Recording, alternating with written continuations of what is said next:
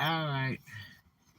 So, uh, I worked one of the first casinos in Tunica, Splash Casino, and they decided to try to open this casino and put it in the poorest county in the United States, Tunica, Mississippi, which is located between like Marietta, Arkansas, and Memphis, Tennessee. Okay. And let me tell you, Tunica is really dirt poor. It's right on the Mississippi River. Um, and I mean, there were people that were seriously like barefoot and living in shacks out there. Everybody was terrible poor. The welfare was just horrendous. Hello, hello. Thank you for the thumbs up. Hey, what's going on? And you missed the other vlog. Um, but you could catch it on the flip flop. This was a long time ago. Um, uh, the casinos that had opened in Tunica, Mississippi, the first casino that opened was Splash. And I had the wonderful honor of working for Rick and Ron at the Splash Casino. They had floated that barge in and built that casino, and it was the coolest, neatest thing that ever happened, especially in the ice storm. It was the only place for everybody to go to be warm because we had no power or anything because the ice storm took all the power lines down and stuff. So everybody would drive out there and go hang out at the casino because they had hot food. It was warm. They even put cots up. They didn't even have a hotel there. They would put cots up so people could actually sleep there to stay warm. You know, it was really nice. They were so wonderful to people. But it was the only thing that had power and hot food and beverages, and it was really neat. Um, and after Splash proved their point, because Tunica did not want Mississippi did not want casino. They did. It's very religious, Bible Belt, but again, it was the poorest county in the United States, so it was an experimental. They even had to furnish their own water, electric, generate their own power, and everything. They wouldn't even let them pipe into the city water and power. It was amazing, and so um, uh, they were very successful. They paid so much money into the city in taxes and put people to work because they had priority. They promised to hire the locals first, which were predominantly black. It was like 98% black residents there. Little tiny place. And that was their agreement. They said we absolutely would be more than happy to hire all your locals. We'll find something for them to do. We have jobs for everybody. And so they did. Where the welfare building used to be a big building, it was now like about the size of a broom closet because there was no more welfare. It really did so much for that little city and helped so many people. I mean, these were dirt poor, barefoot people. They didn't even own a car. Some of them didn't even have a bicycle. They lived in shacks. I'm talking about something like out of the movies. It was like, no way. Amazing. And so it really did something. And so then another casino would come in. They'd float another boat in. They brought President Casino in. It was, I think, the next one. And then the next one was Lady Luck from Vegas. There was a boat floated in. There was Lady Luck. It later became Isle of Capri, which is now owned by the guy that owns Gold Nugget out in Biloxi and has all the Landry's restaurants and all that stuff. That guy owns all that now. And then, later came the Circus one and uh, Fitzgerald's came up from Biloxi. It was just amazing. And then at one point, I think it was like 22 casinos. They had the pirate ship one. I'm trying to think it. Pirate Bay or something like that. That was really neat. They brought a whole ship in. It was so cool. And then they pulled that one out. Some, most of them stayed and some left. They decided to bring Harris in. Now, when you hear Harris, you go, whoa, okay. That was impressive because I knew Harris from Vegas from back when I worked Vegas. But I was in the entertainment industry of the casinos and not wait staff or anything like that when I worked in Vegas. But anyway, so uh red. But yeah, so I said, man, I want to go over to Harris. So I think I was licensed for the state of Mississippi in gaming commission. You have to be licensed to work in the casinos because they handle so much money. It doesn't make a difference if you're the maintenance person that changes light bulbs, or you work in one of their hotels, or you're valet parking, or whatever. You must be licensed to be on the property. And they do a big thorough background check. You fill out all kinds of papers. You have to go through an interview. You can't lie about nothing. They pull up everything you've ever done in your whole lifetime. And if you did not answer honestly on your paperwork, you're finished. So you better remember anything you ever got slammed for any kind of way legally. So, anyway, I was real good friends with the gaming commissioner, Joe, which he's probably not in gaming anymore because this is a little while ago. He might still be head gaming commissioner of Tunica, Mississippi. I don't know. Um, and so, and I met him when I worked for Wayne Webb at the Varsity Club. And this was another one that I saved their life, so called. I was cocktailing, and there's a couple of people that I saved their so called life, they say, because I wouldn't let them drive drunk. And so Joe, always told me, man, if there's anything I could do for you, and there was two Joes that I went through that with. But this guy, he said, if there's anything I can ever do for you in my lifetime, I'm there for you. You ever need a favor? And I'm like, okay. So, oh, I can't stand Las Vegas. Oh, I used to work out there. I left mad twice. And, I was called back again, and I went, I'm not doing it again. So, anyway, um, uh, I called Joe up one day and I said, look, I said, I want to have my license moved, which usually takes 2 days to a week to transfer your license with gaming commission to another house. But see, I knew Joe. So I called gaming commission. I called over there and talked to Joe. It was about probably about 4 o'clock in the afternoon. I said, hey Joe, I want to go work at the new Harris. And I said, I'm here right now. I said, and they'll let me come to work and I can do food waitress and cocktail. And this place is banging. I wanted to get in as slot engineer. That's what I really wanted to do. They got paid really well. And because I had engineering degree, I qualified. And I'm like, man, I would really like that job. And so they promised me that I would get to be a slot engineer. That never did happen. I'm going to tell you that right now. But anyway, so, because, they really liked me in food and beverage, being a waitress.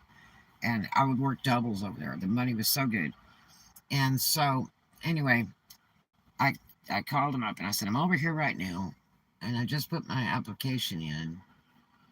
But I want to know how long it'll take because they said they can't put me to work till my, license and permits are moved. Um, and they're talking about putting me to work in like, a week or two. And he said, Red, if you want your permits moved, I will do it now. And they'll be ready in an hour. As a matter of fact, I will drive from the office over here right directly to the casino and drop it off personally for your transfer. I said, really? He said, well, yeah, we're getting ready to close anyway. He said, it's no problem. I'll do the paperwork right now. See you in a little bit. I turned around and I looked at the manager and I said, well, my permits are going to be dropped off right now. So when you're going to make a schedule? And they just looked at me like you were crazy, you know? And so guess what? Joe was there within the hour with my paperwork signed by him because he was a gaming commissioner, hand delivered to Harris Casino in Tunica. Okay. And so no, I'm not talking about Louisiana. Um Tunica is in Tunica, Mississippi, in between Marianna, Arkansas, and Memphis, Tennessee, and Clarksdale, Mississippi. It's there. Um, so anyway, it's on the Mississippi River, Tunica, Tunica. So anyway, um, yes, Mississippi, the real one, like that song by the Doobies, "Oh Black Water," the Mississippi Moon. Yeah, Tunica. So anyway, right by Memphis, Tennessee. You know, like where Elvis' house is at. You know, not the one he grew up in. That was another place. But Memphis, Tennessee. So anyway, it's not, but like what 30 minutes of Memphis, if that.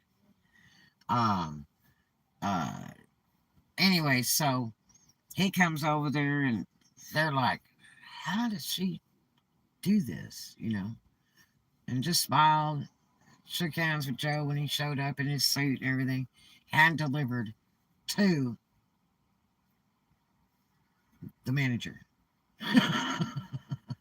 And he smiled, and the managers just looked totally confused. And I said, "Okay, so how long will it take to make me a schedule?" And the guy goes, "How did you even do that?" I said, "Don't worry about it." "So, you said you'd hire me, and how long is it going to take till you get me on the schedule?" And he goes, "Well, I guess we'll just kind of do that right now." It was so funny. And so, anyway, so I'm working at that casino and I'm making good money. I met Ozzy. I served Ozzy Osbourne and had him sign a thing for me. It was really cool. He was very nice. And and I was no fan of Ozzy, but I know people that are. And so anyway, it was just a pleasure to meet somebody nice like that. Very nice. And so anyway, and a good tipper. And so anyway, I'm working one day, and all of a sudden, um, uh, everybody was asked to come outside of the casino. All the employees, and you know we wear tuxedos. It's all tuxedo service. So people are piling out the back door. We're all standing out there going, "What is going on?" Thought it was a fire. Okay, and next thing you know, it's like the feds are there. There's sheriffs there. There's I was like, "What is going on?" We're all standing around. Here come Joe in his suit. Walked over and said, "Hey, Red, what you doing?" I said, "Nothing much. How you doing?" He said, "Taking care of business."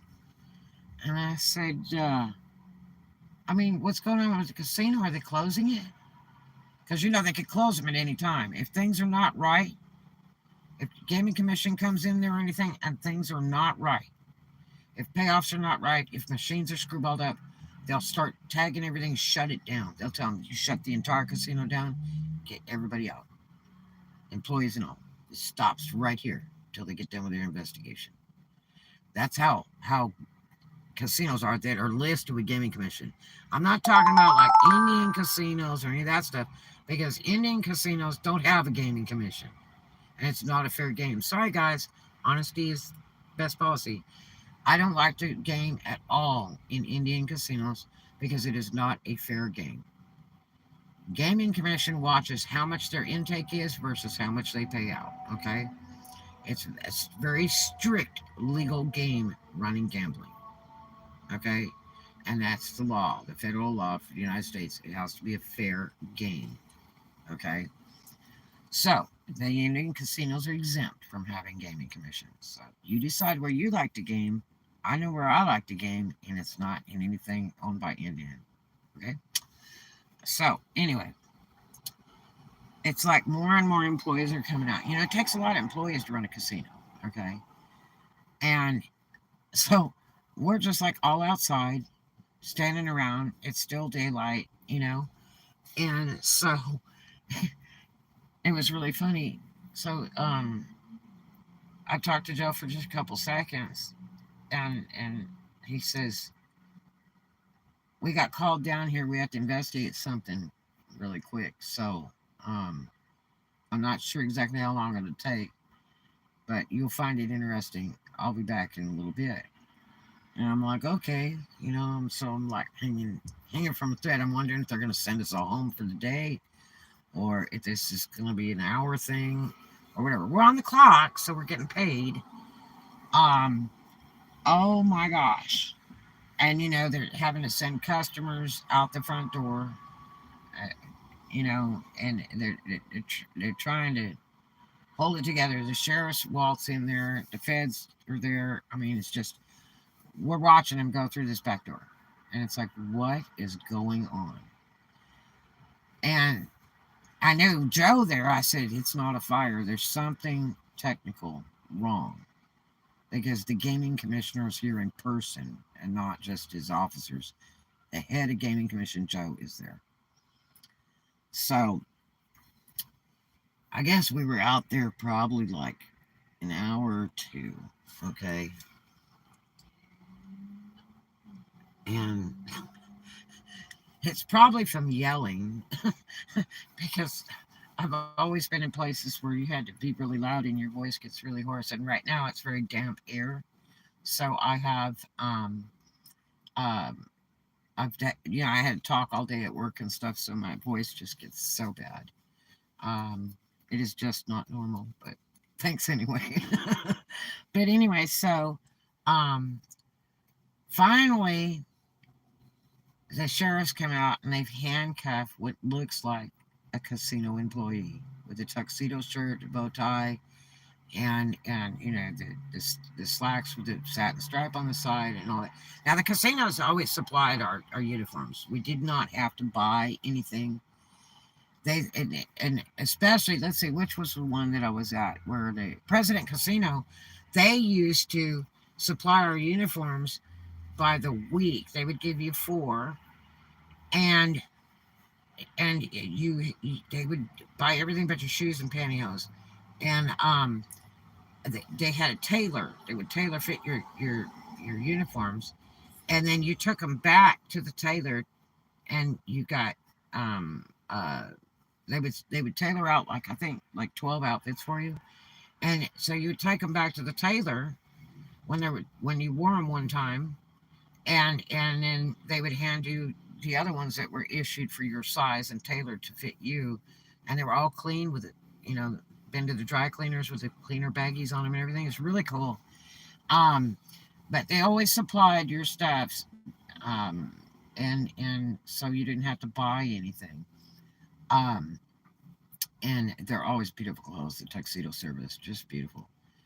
And so anyway, this guy, he's comes out, and he's in his tux, bow tie, the white tux shirt, the black pants, and the sheriffs are all around him. He's handcuffed. And I'm like, this is a employee. What the heck is going on? And things are rolling through your head. You're going, gosh, did he like punch a customer, or what did he do? And so anyway, they're hauling him out, and they're putting him in the sheriff's car, and feds are there, and Joe is getting ready to go, and he comes up to me, and he says, "You'd never believe it if I told you." And I said, "What?" And he said, "Look," he said, "this guy is stealing." I said, "How do you know? How do you steal in a casino? There's video cameras everywhere. There's bosses everywhere. I mean, there's so much security in a casino, it's beyond belief, right?" And oh yeah, the guy seriously messed up. Wait till you hear this. And so what had happened was, they caught this guy. He was a dealer. Okay, you have your poker dealers and all that stuff. You got the guys that run the roulette wheel. That's rigged. Don't play anything that's round. Um, they have brakes on them, I swear. Um, uh, so how did the Vegas massacre happen? Right. I don't know anything about that. I've never heard about that. Um, I've totally never heard anything about that. And even when I worked there, I've never heard anything about it. I worked at Sahara at the Casbah Room when I worked in Vegas. But anyway, so um, this this guy, what he was doing was, a lot of them they would catch them um, slipping chips up their sleeves. Okay, that was the most famous thing. And if you were stupid enough to do that with all those cameras and everything else, plus you're licensed by the Gaming Commission, it's federal license. Okay, and I mean, all these things before you sign all those documents. It's a stack of stuff. Okay, to try to get a gaming license, and uh, so you know better. You know what happens if you do any type of theft whatsoever. I've heard about thefts in soft count rooms, hard count rooms, all kinds of crazy stuff. They had one at Splash that was unreal. They had two deals at Splash that was unreal. And so, and I probably should tell you about that after this one. And so what had happened was this guy thought he was really smart. He was a dealer, and the black chips were the $100 bill chips, okay? And so what was happening was he decided that, every once in a while I'd take a black chip and like wipe his face, with his hand or something, but he would slip the chip into his mouth. And so he was stacking chips up in his mouth. And guess how they found out? Okay. Now they have a camera room where, they have security is watching all these different cameras of the casino. It's a whole room that's usually upstairs in a casino, whether it's a 1 story or higher or whatever it is. It'll be, there. And they sit and watch all those cameras, all those cameras, all those cameras. And if they see anything odd or anything, they just, radio to a security. And the securities, will go investigate whatever's going on or whatever in the casino. Well, so they're watching this dealer on camera, and it's looking like he's doing something weird.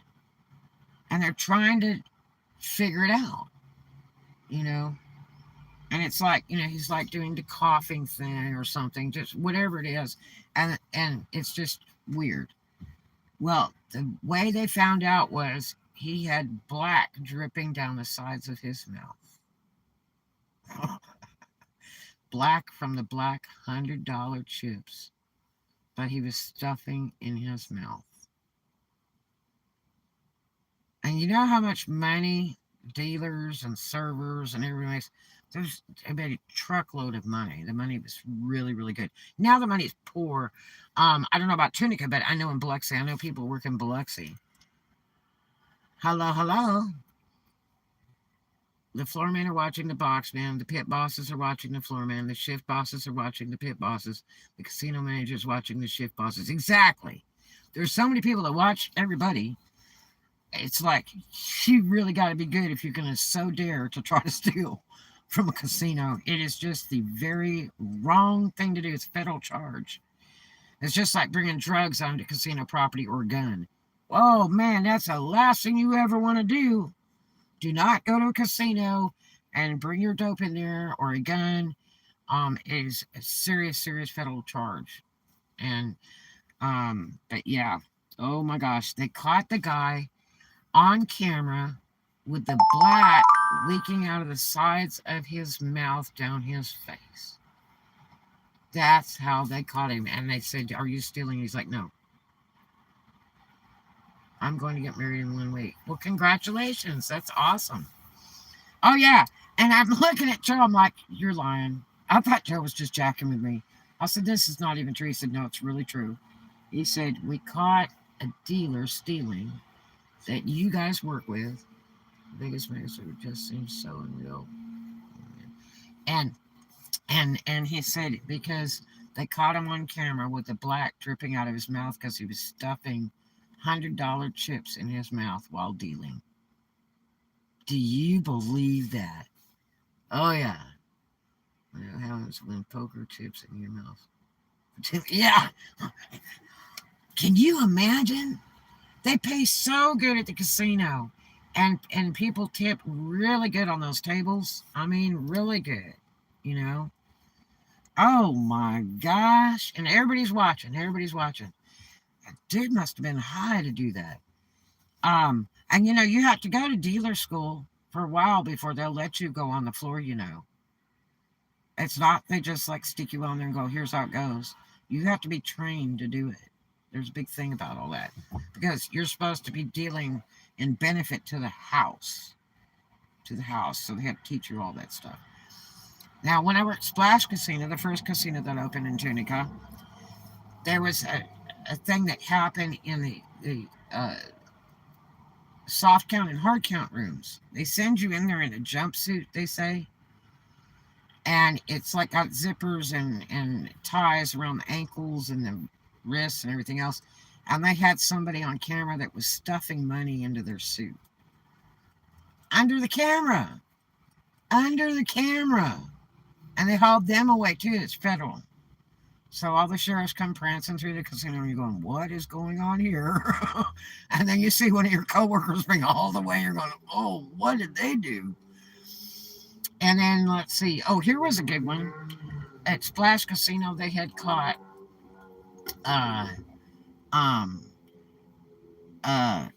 slot tech that pays that they used to go over and they authorize a payoff. So when you hit the slot machine, they have to have somebody that's authorized with keys to open the front of the slot machine up, verify the hit, and read the numbers, document that, and then write the paperwork to do the payout. And then that paperwork goes to the slot hostess, and then she gets, the people from the so-called casino cage, which is the bank, to set up the money for the payoff, and then escort her back over to the customer sitting at the slot machine. And then the customer has to, show ID and put their social security number down and then sign a tax document, whether they live in the state of Mississippi or not. They still have to sign that tax document, and you can file back for that. If you don't live in Mississippi, you can get that refunded. But anyway, unless you leave the money on the boat, that's the rule. If it's on a floating barge, it can't be touched by taxes or anything unless you leave that money on the boat. And you can store it in a safe there and everything and not have to pay tax on it. It's really funny. So, but anyway, so they come back and they pay the person off.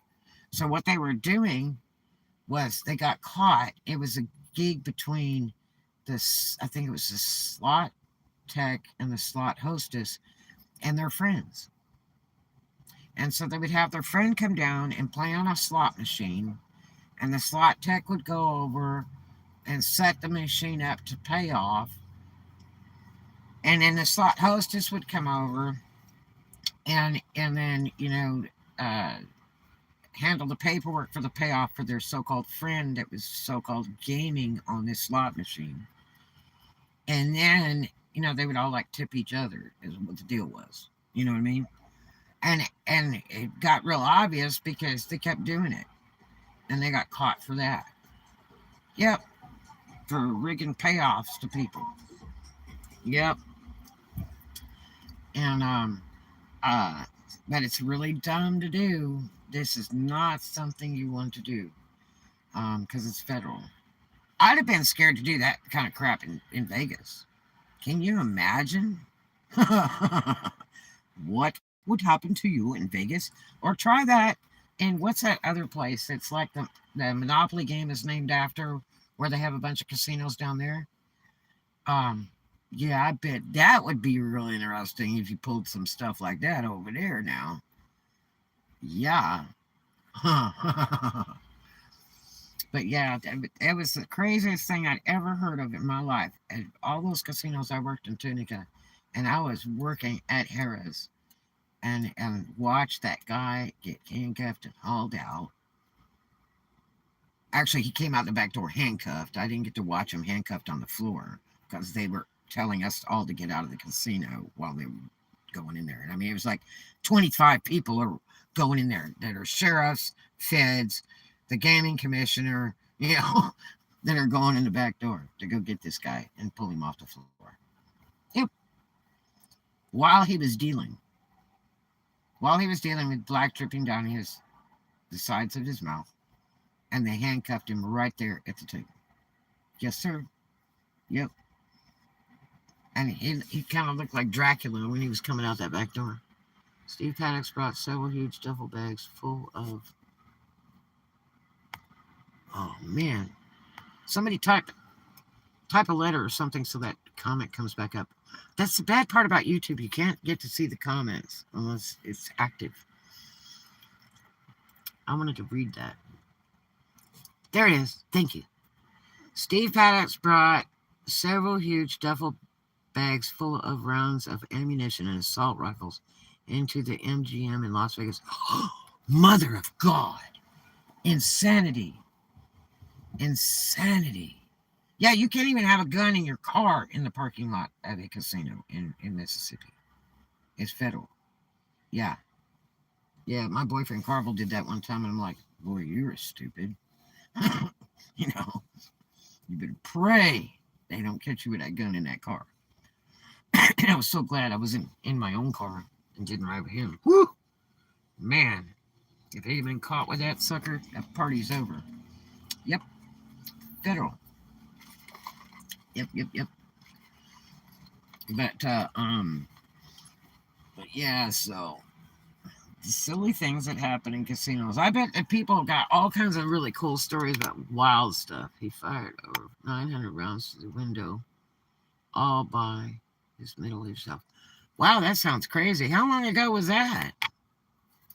Is that recent or something? Because I've never heard of that. That's really interesting.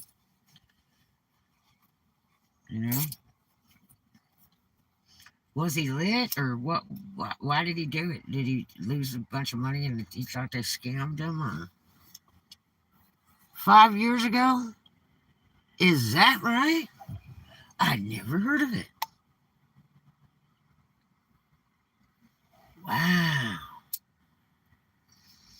I hated Vegas. I worked out there, and it was fun at first, but it was definitely interesting. I met a guy that came to our show, and when we weren't working the show, we had to go in the audience, and we were what they call shields. So we would be in the audience in regular clothes and be like, and we were paid for this. We were paid to do this. And so we would sit in the audience and we would jump up and down and yell and go, oh yeah, and go crazy and everything. And this guy turned to me and he said, you guys are shields. And I was like, what? I didn't know what shield meant. But we were. A shield is somebody that's put in the audience to act real excited or help promote the show or whatever, and it just gets everybody excited. And kind of like hoopla, and so the guy says, hey, look, I got a suite upstairs if you guys want to come up. It was me and this other girl. Her name was Mona Lisa. And we came up together with the troupe. And so Mona was a trip. I'd known her for, I think about 3 or 4 months. And she lived in the same place that I did. It was all little apartments and stuff. And this was back when I was with Bill West. And so, anyway, they were paying us $250 a show, 5 shows a day. And whether we were in the show or being shields. And so, usually, like, one shift or one show a day, we would be a shield in the audience. And it was fun. I mean, it was really cool to be able to sit and watch the show and be excited and yell and go crazy. And so this guy, he was probably about 30 years old, and he was, very clean cut, you know, high dollar slacks, nice shoes, the whole thing. And he kept saying, he said, "You guys are Shields, huh?" And I'm like, "Huh?" And he said, "You're Shields. You work for the show." And we just kind of looked at him, and so he said, "Look, I got a suite upstairs." He says, "I got three connected together." And it's like, this guy has three suites connected together. And he's like, "You need to come up to my room, and hang out.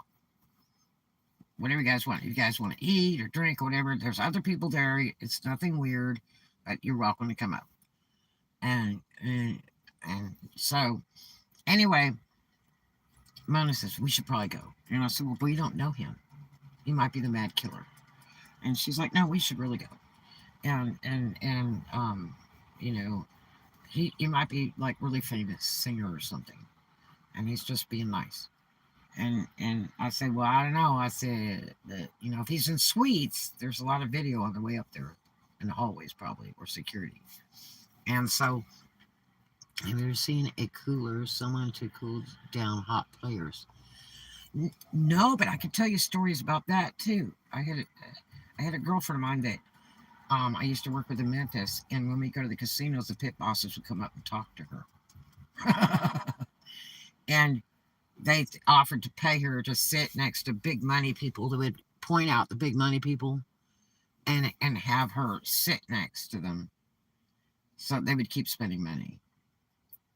And the house would pay her, and the customer would tip her too. And she wasn't even doing anything, just looking pretty and sitting next to a guy as a good luck charm. That's right. They will pay for that. But it's hard to believe. I was like, oh my gosh. They didn't ask me to do it. my, my my show girlfriend Lauren Suzanne, they had her do it. She was really gorgeous, really really gorgeous, good friend of mine. But anyway, so what was I talking about? Dun dun dun da da da da. Oh yeah, so we were being Shields in the audience. This guy offers us to come up and hang out at his suite. No weird stuff going on. That he has, it was his wife or his girlfriend. He's not looking for a date, kind of thing. Come on up, hang out, you know, party, whatever. And Mona's like, "Yeah, we should go, we should go." So we got his room number, everything. So we go up there, and I think we talked to a casino manager or something. And it was like, "So how safe is it to go up to a penthouse, you know, suite in this hotel?" And the guy's like, "Really safe, because they have security on that floor, they have security from the elevator, and they have security by this guy's door." And I'm like, "So we're not gonna like have our heads cut off or anything weird, get raped, whatever?" And he's like, "I kind of doubt it. All you would have to do is like yell one time, and there would be like a posse at that guy's door." And he says, "I know who the guy is." He said, "I think you'd be all right." And I'm like, "Are you sure?" And this is back when, let's see, I had fake ID back then, so I wasn't even 21. But Mona was 21, and so she was probably about 24. And so and it was hard to turn Mona off. She was always on. You know what I mean? Anything that was exciting, she was out for. Okay, so we're like, going in this elevator, and you have to have special access to get to the penthouse in the elevator. Okay, so we had to have security escort us in the elevator, turn the key, just push the button for the penthouse, because this guy was literally in penthouse suite. Okay, and it's like, oh my gosh, we're gonna be in the penthouse in the Sahara. And so we're just like looking at each other like we don't even believe this. Like, what is gonna happen? Who is this guy? Is he somebody famous we don't know? You know, I mean, this might be just like the greatest story, on the face of this earth. You know what I mean? And so, anyway, we go down, the hallway, and we're like, looking to see, and everything. There's like this, um, security guy standing right outside the door of this room. And he's already knowing it's for us. He's like already eyeing us, you know what I mean, coming down this hallway. And it's really luxurious. I mean, the ceilings, the walls, the floors, the doors are really big. They have like double doors. Okay, it was impressive. And so it was like, oh, this is wild, you know. So anyway, we get to the door. Door's wide open, and the guy says, "Hey, so you guys did come?" And we're like, yeah. And he goes, "It's all right. It's all right. Come on in." And you walk in. There's a bar there in this. As soon as you like come in the door, there's a bar, and you see a couch. You know, big couches all around in this big like living room thing. And then you see other doors that are like open and stuff. And this thing looks huge. And he says, "Well, I got 3 penthouse suites. They're all hooked together here." And it's like, whoa, dude has 3. I mean, we're talking 3 penthouse suites, okay? And it's like, this guy, you know, who is this guy? And he's just really nice. Then he introduces to his girlfriend. And he had just bought her a new Mustang. And guess what? The parking structure, and this is back when Vegas flooded, it was the sorriest thing on the face of this earth. When it rained there, it would flood. They had really high curbs, like you had to jump off of them, you know, to cross the street, because it flooded. There was no drainage. And so they, in the parking structure for Sahara, she was parked on the bottom level, and the flipping brand new Mustang got flooded out. And now you are OTR. What does that mean? Um, and so anyway, uh, he was all bummed because he had just bought her this little red convertible brand new Mustang, and it got flooded in the parking structure, like up over the door. Truck driver. You're a truck driver? They said they improved all that drainage. They put drainage in Vegas, but you know, I'm gonna tell you, when I was there wasn't any. And the curbs were mega high. And I would tell people, don't you understand why the curbs are so high? It's because it floods. But it flooded like the first and I think second floor of the OTRs on the road. Truck driver. They're asking if I'm a truck driver. No, I'm not a tractor trailer driver. No, I've done that for fun because my uncle had a truck stop. Yeah, but I'm not a truck driver. No, no, no. But anyway, so um, uh, we go in there and we see this bar, and the bar has these big platters and bowls of like fruit, pineapple, all this stuff. He's like, "You guys want something to eat?" You know, there's all this stuff, and we're just kind of looking, and you know, and he says, "Now I can order anything you want if you want something, you know, a meal or something." And we're like, "Oh gosh, we already ate," and so you know, we had gone up there after the show, okay. And so anyway, his girl, she was real cute, blonde girl, and really sweet. And he was like all upset. He's like, "I can't believe I just bought this convertible Mustang for her, and it got flooded in the parking structure here at this hotel." And he said, "But they're going to take care of it, though. They're going to take care of it." And I'm like, whoa. I mean, I would be mad as heck, but he was real funny about it. He was like laughing, and so anyway, she was sitting there on the couch next to him. She was a doll, and we're just sitting there, doors wide open. You know, probably because he knew we were going to be creeped out. You know, if they shut the door and some weirdness happened. So anyway, um, and a couple other people kind of wandered in and out. They were friends of his. They'd come in and get a soda pop or a drink at the bar, and then go in one of the other suites because he had 3 of them hooked together, but he left the doors open. And I was like, wow, we're just kind of sitting there taking all this in, you know. And it's like, "You guys want a cocktail or what do you want?" I kind of stuff brought up. If there's something you want some escargot, caviar, you know, anything you want, just tell me. I get it. And we're like, "No, we're kind of okay." So we're just sitting there. And he's like, "Now, if you want party materials, I got that too." He said, "Whatever you guys dig." And we're just like sitting there going, hmm. And so, anyway, I said, so, oh, then he says, but you guys are shields. I knew right off the top, you guys were shields. And I'm just looking at him. What do you mean? He says, you work for the show. So when you're not in the show, you sit in the audience and act all excited and get people real happy and going and everything. And it just helps, the show. You're fake, you know, audience participants. I said, well, yeah, we're paid. We're paid, to be in the audience, to be excited. He said, yep, that's a shield. I went, okay, I didn't know what that was. And so, anyway, he said, but that's okay. I like you guys. You guys are funny. And Mona and I were laughing. And I said, so, what do you do uh, for a living? And I'm figuring this guy's going to say he's some, you know, rock star or something, big entertainer, or some actor or something, right? And he said, I'm a professional gambler. And I was like, what? Now this guy's like 30 years old.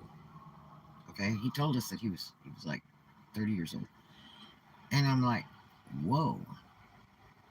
And so I said, well, so how did you do that? He said, well, I'm very mathematically inclined, and he said I do high stakes poker only. And I was like, really? Like you got to be good, right? So he's telling me about these games. He's telling Mona and I about these games. We're just sitting there just rapping. And he's like, yeah, I played the other night against so and so and so and so.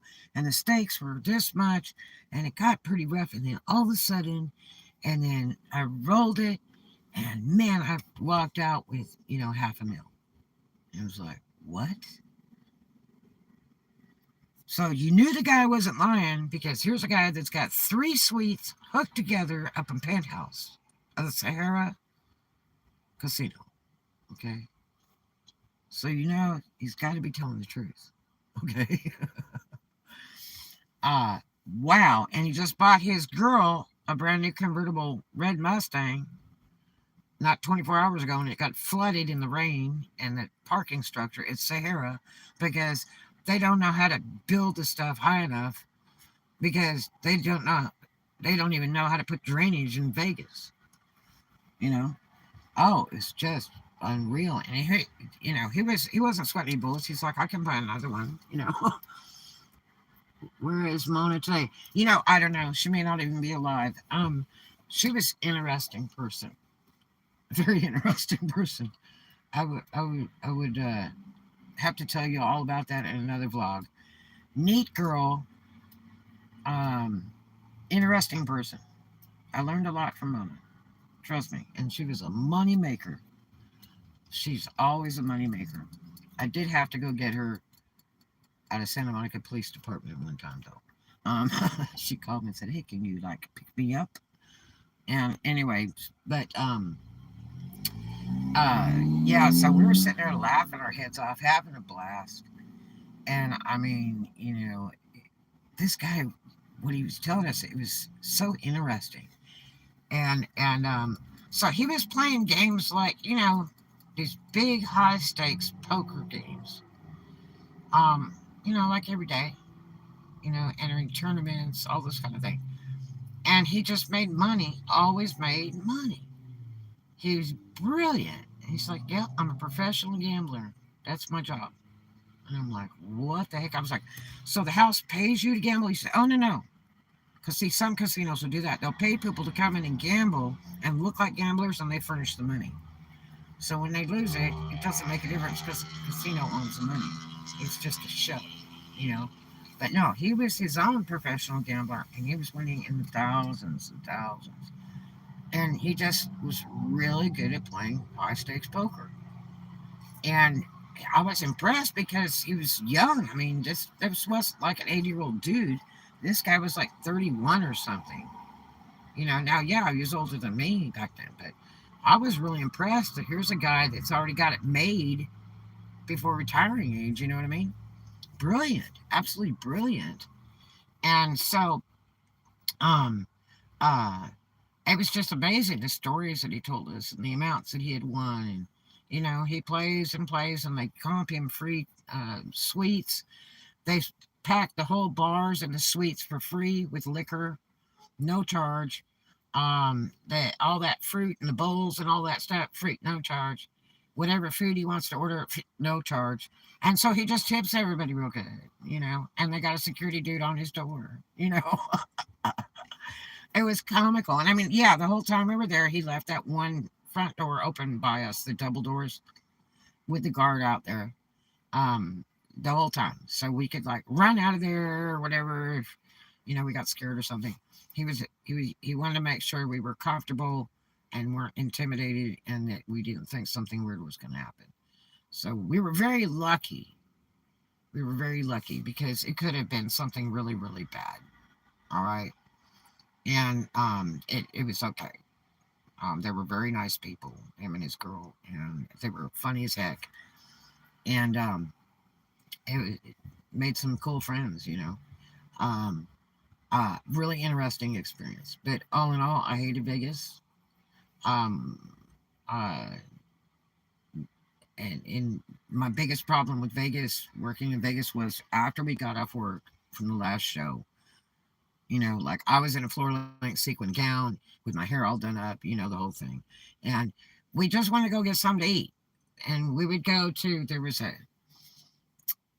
Polish casino name. I can't think of the name of it. And you could get on the phone and call anywhere in the world for 5 minutes for free. It was their gimmick. And so I'm like, hey, I want to go down there, call my mom, say hi to her. And then the breakfast was like 99 cents or something special for breakfast. And we got off, like 2 in the morning. And so 3 in the morning, we want to go eat like idiots. We want to go eat because we're all starving because we did all those shows. And then we want to go to the room and go 99 night. You know what I mean? And so because we got to be back up the next day, I think it was 3 o'clock when we started the first show every day. And so 5 shows a day. And so anyway, we went and we did the free phone call. Everybody liked the free phone call thing. And then we'd go eat all together, like 5 or 6 of us. The problem was getting from the car, if we had a limo or a driver or whatever we took, or somebody else was driving and we all went together or whatever. It was getting from the vehicle in the front door of this casino to go do the free phone call and get the cheap breakfast. It was really, really good. And it was really bad because the pimps and stuff would be parked out front. And I'm talking about the guys like in Starsky and Hutch. The dude with a big feather coming out of the hat. The purple Cadillac, all that kind of stuff. Literally, no lie. No lie. I thought that stuff was only in the movies. Okay. No lie. And every time we would be walking across these guys that were right at the front door, it was like, say mama, hey, say mama, and all that. And it was like, come over here. And it was like, excuse me, you know. And it just made me sick. I just want to puke. Okay. Um, and so I hated it. It was just that was the worst part of the whole thing, was that every single night when we get off, the same crap. Those dudes would be out there, hey, hey. And I mean, there was girls and guys. We all went together to go eat, because our show was girls and guys. And yeah. And we would go through that same routine. And I got sick of it. I also played my first time on a crap table, and that made me mad. That made me very mad. Very, very mad. I had like about 1,000 or 1,500 cash. And now Mona could play like blackjack. She was hot on cards. She was amazing on cards. And so Um, we weren't. I was trying to remember if they allowed us to game in the casino we worked in or something, or we had to ask permission. So it was better if we went to another casino. I can't remember how that went back then. Um, but anyway, so um, uh, what was I saying? Oh yeah, so we had girls and guys and stuff, and we'd go have breakfast and everything. And so, um, uh, and we were down on Tropicana. So, we went. Let's see. Oh, we went to this other. We went to there was a casino on Tropicana Boulevard, right down from the Sahara. It was like 2 blocks down, turn left, and it was by our hotel because I paid for all our rooms, and so all our rooms were like next to each other. We had like I don't know, like 15 rooms that the company rented for us. Um, if we would come do the show, that's part of the contract. And so, anyway, we'd go to this other casino, and this pit boss, he was a nice looking guy in his suit and everything, and he was like talking to us and stuff, and trying to figure out if we'd be interested in working there. Um, and then he was like saying, if you guys would just walk around in these gowns, we'll pay you to, talk to the big spenders and all that. And it's like, I'm not doing that, you know, I'm not doing that. And I said, I already work, man. I work over at Sahara. And we're just up here for the duration of the shows and then we go back. And so, anyway, so we're just, out off of work and we just like came out to get some breakfast. And then we thought, uh, we would just kind of wander about. Well, so anyway, this guy, I guess he was like a pit boss or something, or casino manager. I don't know. And so the next day we went over there, okay, and uh, we were either not working or in between shows or something. I think we were in between shows, and we pranced on over there. So I want to go back over to that place and let's go, get a bite to eat, and check that place out. And so we went over there, and this same guy is trying to con me into hitting the crap table. And I had, like over 1,000 cash on me. But I wasn't a real gambler, I wasn't really into that. I would play a little bit of that. What is that bingo thing or something where you pay $1 and you buy 6 things on a ticket, and then you stand there and watch it automatically be called out or something on the computer, like they light up, and then you might hit. It's kind of like bingo. I forget what they call that game. And um,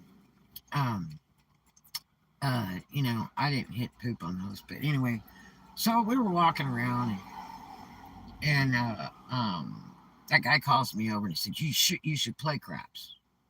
I said, "What is craps?" And he's like, "You come over here." And I'm like, "Okay." And then what do you do? And like, there's all these people there, and they're like yelling and throwing some dice, and I don't understand at all what they're doing. He said, "I'll show you how to play." And so I said, "Okay, so what do you do?" And he says, "Okay, you put some money down over here." And I said, "Okay." So I don't know if I want to do this. I said, because my money would just be gone. I don't know how to play this game. I'm not a gambler. I really don't think this is a good idea. He's like, "No, I promise you, I guarantee your money." I said, "You're going to guarantee my money?" "Yep." I said, "I just don't know about that. I mean, bottom line, Vegas was not built on winners. Vegas was built on losers. So that's the rule. Always has been, always will be. So anyway, he's got me convinced, and he's standing next to me, and he's like, "Okay, now you do this." And the other people like cheering me on because everything I roll is like magic. Like, "Oh yeah, do it again. Do it again. Oh yeah." And it's like, this is interesting, and the money's stacking up. And next thing you know, it's like they took it away, and I'm like, "What happened there? I don't understand. What kind of game is this?" He's like, "Well, you win a few, you lose a few." I said, "Wrong. I walked away. I was flying pissed. Wrong. He comes over and said, "Don't be mad." And I said, "Yeah, I am mad. And you guaranteed my money." He said, "Look, what can I do?" I said, "Let me tell you what you can do." I said, "I lost all that money on the table." I said, "Me and all my friends, there was like 5 or 6 of us, all the people I worked with." I said, "Me and all my friends, you buy dinner, we'll fly." He says, "Okay." And I was like, "Blow me down." And I said, "Really?" He goes, "Yeah, come here." And I told everybody, I said, "Here, come here." And they're like, "What?" I said, "Come with me." And we're following this suit. And he walks us like in the back of the casino, the back end there, through real fancy doors, okay? And uh he we walk into this dark, candlelit, really nice little, like, it was almost like a private dinner house. I mean, it wasn't big at all, okay? And it was like, whoa. And like they had booths, they had a big booth, like, you could put like 12 people in there. They had booths in there, but it wasn't that big. Okay, that was probably like, I don't know, maybe 8 tables in there or something. And he was like, "Man, this is looking good right here. Linen tablecloth, candlelit table, crystal on the table, silver flatware. This is right up my alley." And he says, I'll take care of it. I said, "Me and all my friends." He said, "Absolutely." I said, "Okay, you got a deal." I said, "We'll take care of the tip then." He said, "That's fair." So when the waiter comes over and he's got the thing over his arm and the whole thing, wearing the tux and all that, I was like, "This is comical. We're all going to be washing dishes for the next 200 years." And so, because I know this guy's lying, right? And the waiter comes over and it's real proper and everything. And I say, "Is this guy for real over there?" Like, "What do you mean?"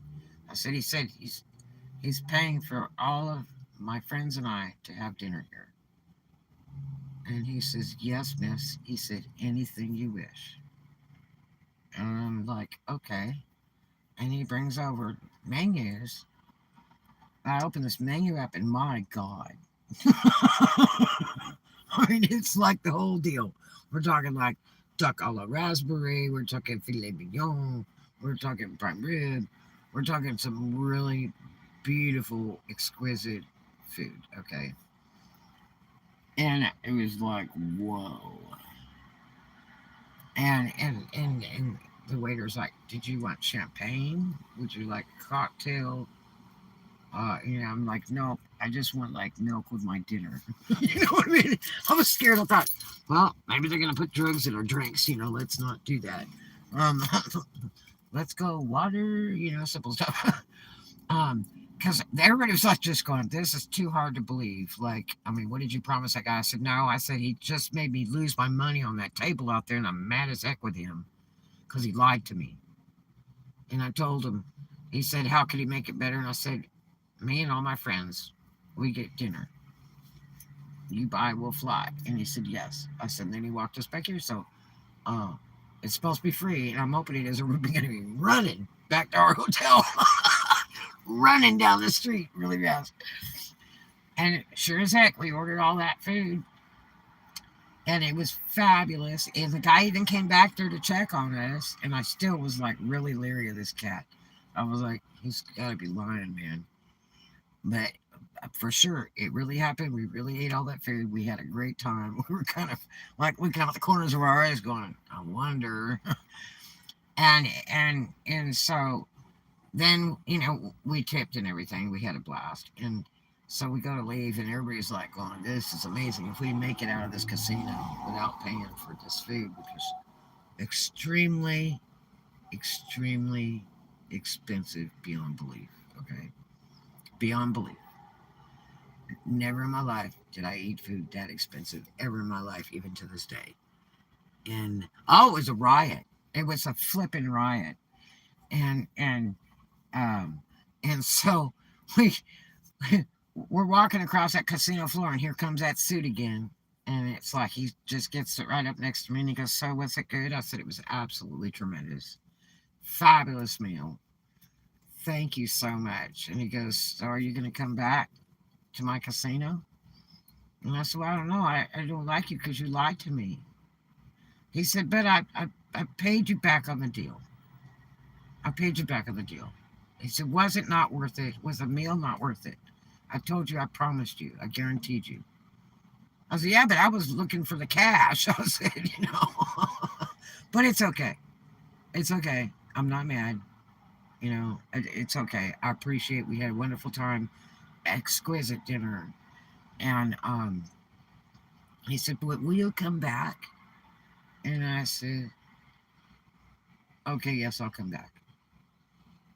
And he's like, "You promise?" And I said, "Yes."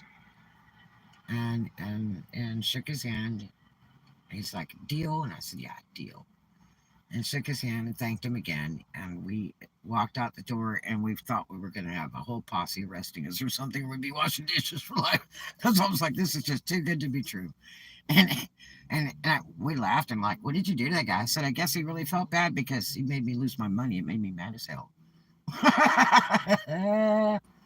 Oh, it was so funny. Boy, that's Vegas stuff. But I'm going to tell you, the second time I went up there, they had called me back to do the show again. Like a year later, something. And same crap went again. I tore up my contract, left. But I'm going to tell you, the I had to fly out of Vegas airport. And do you know? Because I left my car with my friends. I'm like, "Drive this sucker home." I had a red convertible Cadillac, old caddy. It was really cool. And I told my friends, "I'm not even staying to drive this sucker. You guys can drive it, because everybody rode in. We had took like 3 cars up there every time we go. And I said, "I'm flying back home, to be with Bill West. And I miss him, and I hate this place, and I just want out." And so my friends brought me to the airport and all that. And the airport's a little tiny place.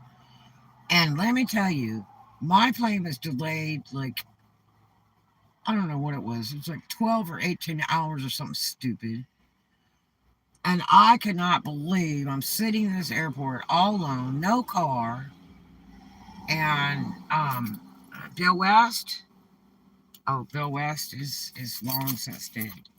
Long since dead. It's been a lot of years. He was Olympic powerlifter.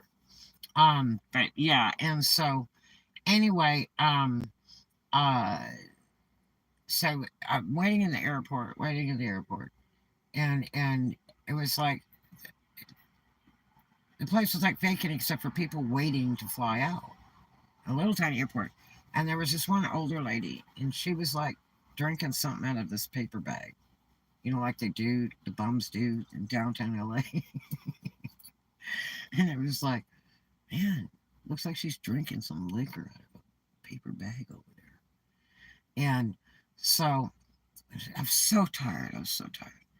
And it was like we were all waiting to fly out, and I was trying to fly back to Santa Monica, California, down to LAX. And they kept postponing the flight, postponing the flight. It was like, oh my gosh, you know, I was just so upset. I just wanted out of Vegas so bad. And then finally, after I got about half toasted, ended up sitting with an old girl and bad mouthing that bottle, dude. She's like, "Might as well have some. There's nothing else better to do." And I'm like, "What?" she's like, "Want some?" So we sat there bad mouthing that bottle and got toasty till it was time to get on the plane. And I don't like planes. I had to be really drunk to be on one. And I quit drinking a long time ago, but oh my gosh. And so by the time we finally got on that plane and flew in the morning, oh my gosh, I think it was like 10 in the morning. and I was in tears because I just couldn't wait to get back. And there was crowds of people when I got off the plane in that airport, and it was like all of a sudden, next thing you know, there was Bill waving and yelling, and it was like, oh my gosh, what a prince! He was waiting on me, you know. I was so glad to get back, and he was so glad to have me back too. But oh, I hated Vegas. God, I hated it. And even when I travel through for Vegas and that place is sorry. I do not like Vegas. It is the worst gaming place. I swear. There is no money for you in Vegas. It is horrible to game there. I do not like that place. I wished I could have experienced some really great buffets and all that stuff because they always had cheap food. I ate a few times, through the years when I didn't work Vegas anymore, when I was passing through, and caught a couple really cool deals. Like they'd have like 99 cent shrimp cocktail or something like that. And you go, hey, let's go get a 99 cent shrimp cocktail. Are you a cocktail waitress? No. No. Well, I did a lot of years in that. I was in the bar business and owned 7 cocktail lounges in partnership at one time. And I've worked bar business many, many years, and I quit it years ago, like about the time that I quit drinking. Like right before I had kids. Yep. I decided party life was over. But yeah, and uh, uh, I just I tried some of this cool 99 cent, the shrimp cocktail thing, and it'd be huge. You just go 99 cents. And it's just a gimmick to get you in your feet into the casino, hoping you'll spend money. So they'll give stuff away. They'll give buffets away really, really cheap. Tunica was real good like that, where you'd go, and you could pay like $6 or $8 for all you can eat buffet with seafood on it. You know, um, and uh, they always had really good deals in Tunica. They were not ever as good as Vegas was, but um, and uh, I've heard a lot of people that had horrendous meals in Vegas, having them comped and stuff and that. But I never got any of that really. Um, except for way back when I worked at Sarah on that one deal I was telling you about at the casino where I got ripped off. But um, uh, through the years when I've passed through there, like when we went to Massachusetts and stuff and drove on the way and on the way back, Vegas was sake. God, I mean, it only takes about 20 minutes to pick a casino and then go in there and put a coin in every machine and it's a dud. It's like, okay, well, that was a loser deal. It didn't take long to learn that lesson. It just didn't pay.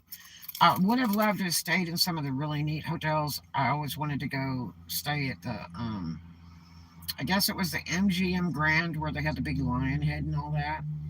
I always wanted to go stay in that one. I don't even think it exists anymore. Um, I never did get to. Um, the times that I drove through Vegas was driving through Vegas. I just didn't stay because I hate the place. Um, it didn't have any more really cool deals, and it was a ripoff to play in them. It was just worthless to me. The lights are pretty. It's exciting to drive through, even with traffic.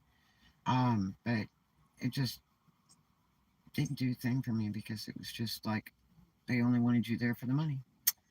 Now Tunica was really fun. Tunica had some great clubs and some cool deals, and it was really fun. I used to have gold cards to majority of the casinos out there, so I'd get free hotel rooms and free food anytime, as many times a day as I want, and bring a friend with me too. Yeah. Um, as a matter of fact, I had 3 months comped free in a waterfall suite at Isla Capri when my house got hit by a tornado. That's right. Me, George, and my baby We're in the casino for 3 solid months. Free. Comped free. Yes. Yep, because I had a gold card. And we ate free 3 times a day at the buffet or the dinner house, either one. It's free. So we just tipped. We just tipped real big, you know. So, yeah. Yep. What was bad about Las Vegas? The people, the heat, or I don't know what that said. Um, no, the heat was not a big problem for me. The flooding streets was stupid, purely stupid. Um, and how you can build a place like that, that costs so much money and not have drainage. It was just retarded. And it took them years to put drainage in it. But somebody on here was just saying that it still doesn't drain, even when they put the drainage in. But I'm telling you, the freaking street curb was like 2 foot high. You better not be drunk because you'd be jumping down off that sucker and break your neck. you know, it was weird. Like, man, it's the highest curbs I've ever walked across. Um, but yeah, the food was great. Service was excellent. Um, the weather was fine. The casinos were beautiful, very beautifully done.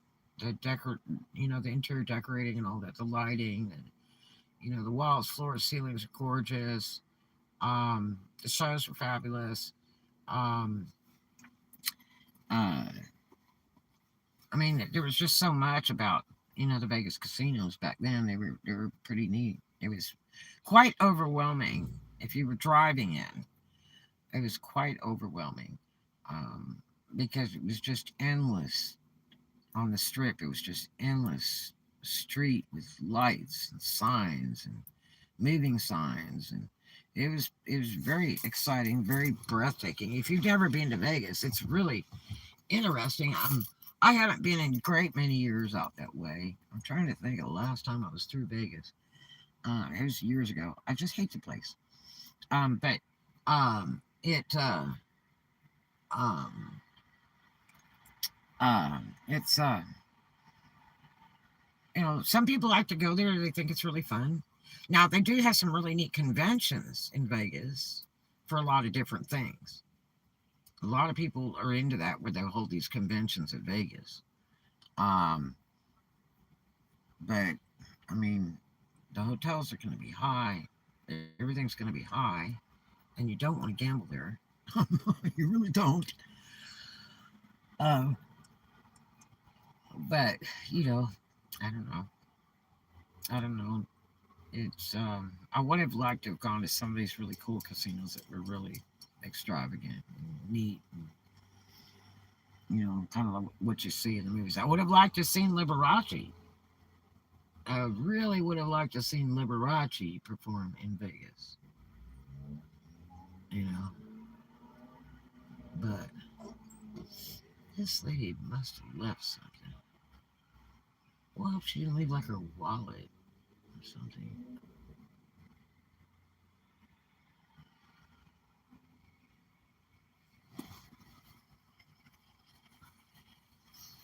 You're not telling me that you came all the way back here after you left 15 minutes ago to take a grocery cart and put it back?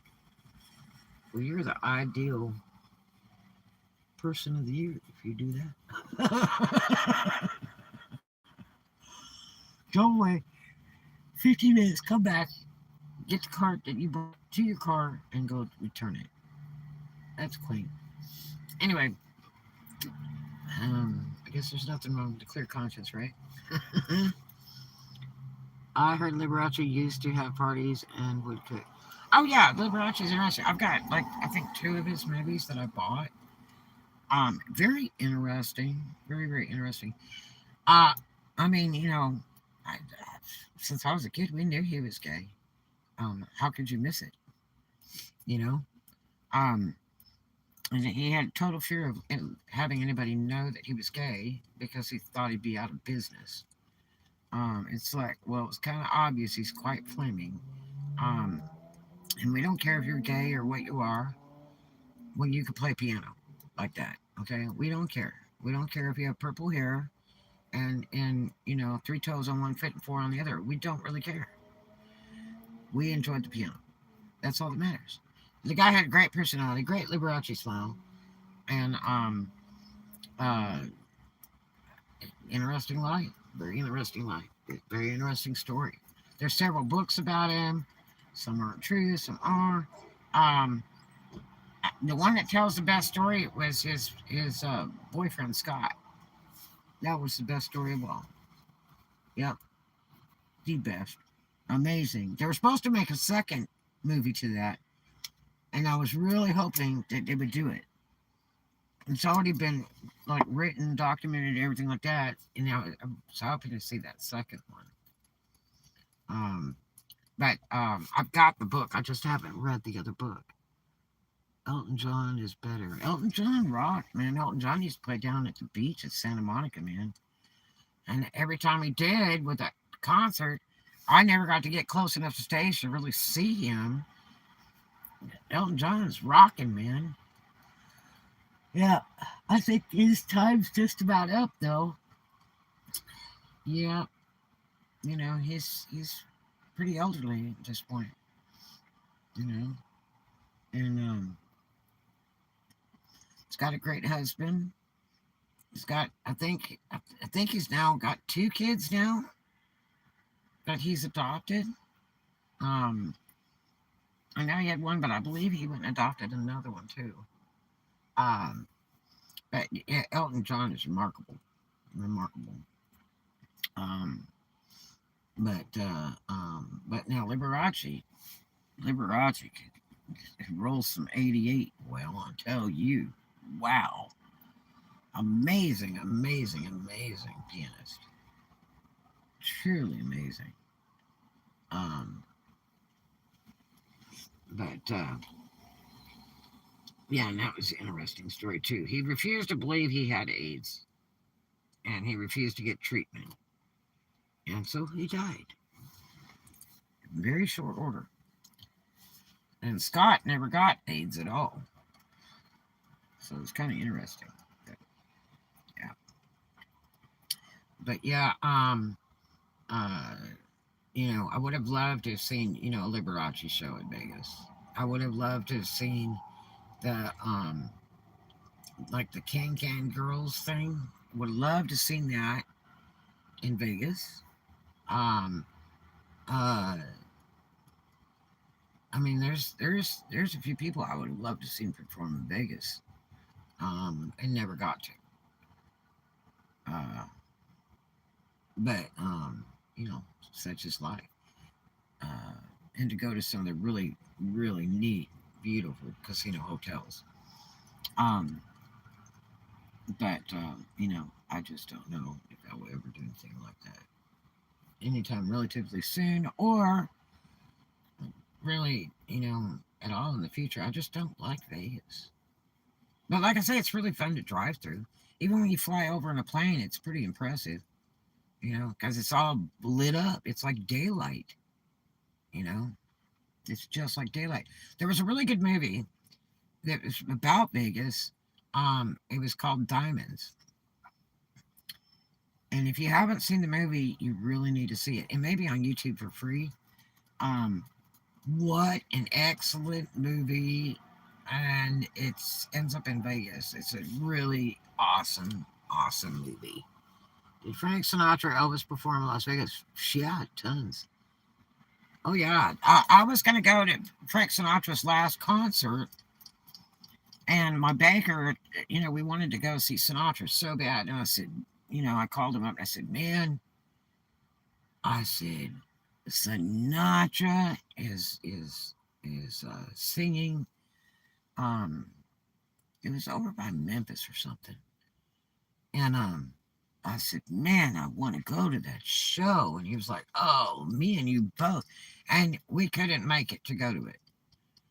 And then that was like the last show, and then the Joker died. It was like, what? I used to have all his records. They were in storage. They were stolen in the other storages. I had every one of his records. I adored Judy Garland and Julie Andrews and Sinatra and Tony Bennett and all that stuff. I loved all that different music.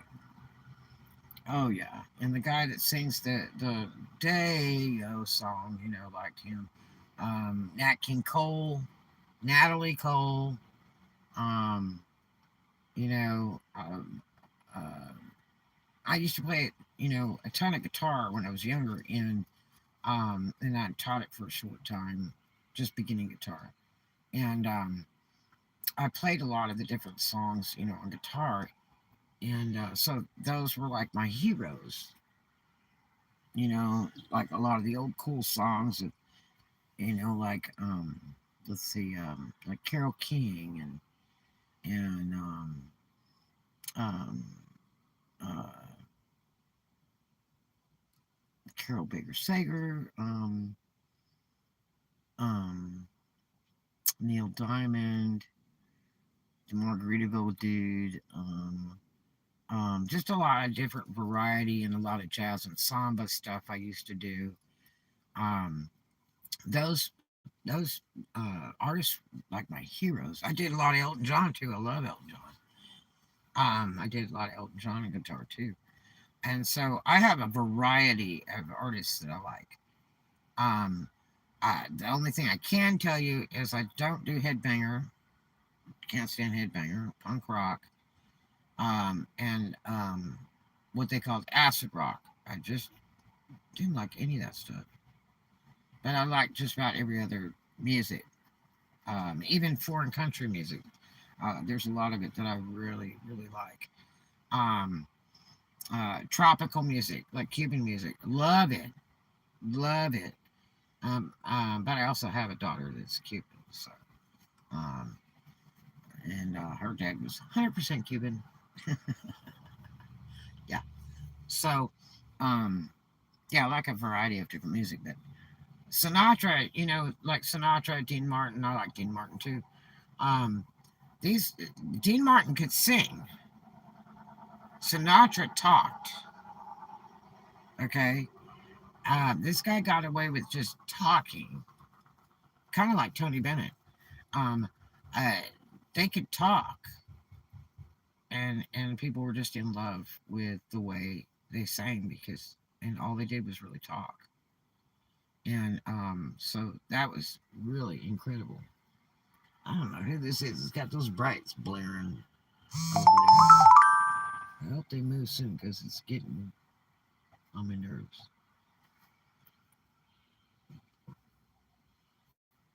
Guess I should have brought a book so I could read.